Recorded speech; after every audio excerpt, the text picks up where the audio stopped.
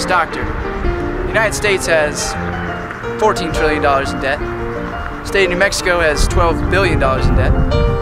And although we can't help the state of New Mexico or the United States, we can help you.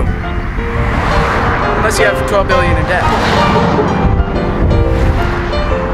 So come to Credit Connections. We'll help you out with your debt.